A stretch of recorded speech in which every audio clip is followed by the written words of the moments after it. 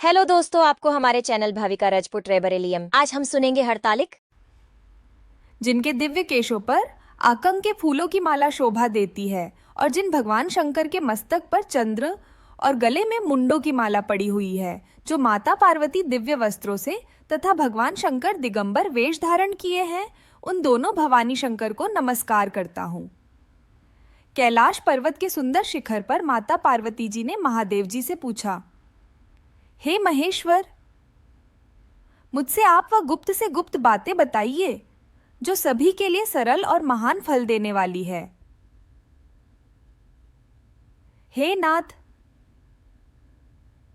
यदि आप मुझसे प्रसन्न हैं तो आप मुझे दर्शन दें। हे जगतनाथ, आप आदि मध्य और अंत रहित हैं। आपकी माया का कोई पार नहीं है। आपको मैंने किस भांति प्राप्त किया है? कौन से व्रत, तप या दान के पुण्य फल से आप मुझको वर रूप में मिले?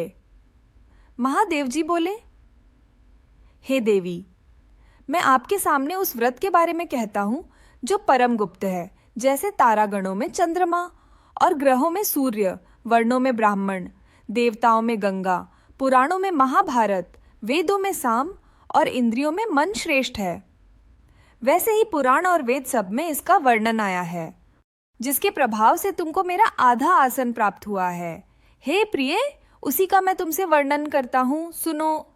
भाद्रपद, भादो मास के शुक्ल पक्ष की हस्त नक्षत्र के दिन इस व्रत का अनुष्ठान मात्र करने से सभी पापा का नाश हो जाता है। तुमने पहले हिमालय पर्वत पर इसी महान व्रत को किया था जो मैं तुम्हें सुनाता हूं।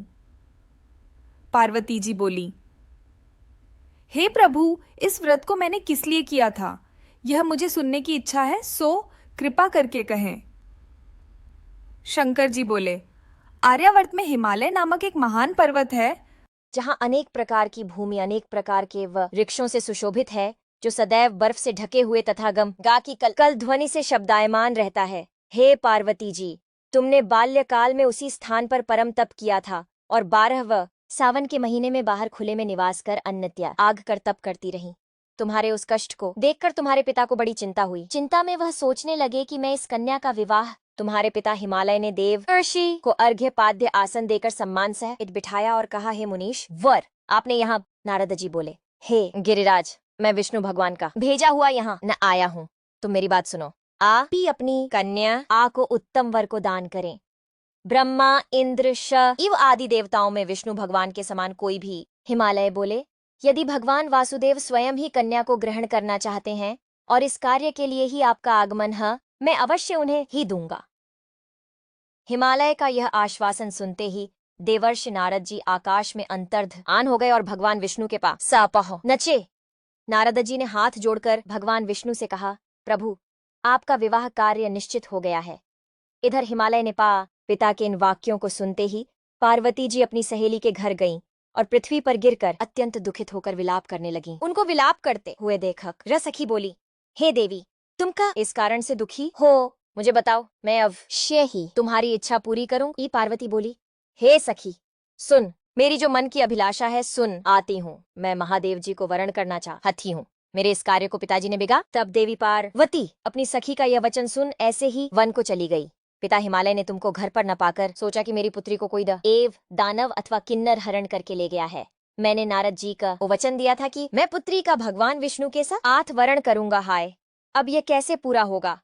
ऐसा सोचकर वे बहुत चिंतातुर हो मूर्छित। हिमालय बोले, मेरे दुख का कारण यह है कि मेरी रत्न रूपी कन्या को कोई हरण कर ले गया, या सर्प ने काट लिया, या किसी सिंह ने मार डाला। वह ने जाने कहाँ चली गई, या उसे किसी राक्षस ने मार डाला है।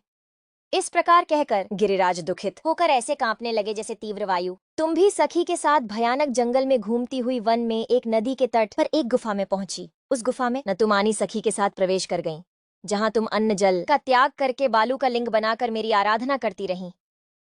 उस समय पर भाद्रपद मास की हस्त नक्षत्र युक्त तृतीया के दिन तुमने मेरा विधि विधान से पूजन किया तथा रात्रि को गीत गायन करते हुए जागरण किया। तुम्हारे उस महाव्रत का एक प्रभाव से मेरा आस न डोलने लगा। मैं उसी स्थान पर आ गया जहां तुम और तुम्हारी सख मैं तथास्तु ऐसा कहकर कैलाश पर्वत को चला गया, और तुमने प्रभात होते ही मेरी उस बालू की हे शुभे तुमने वहां अपनी सखी सहित व्रत का पारायण किया।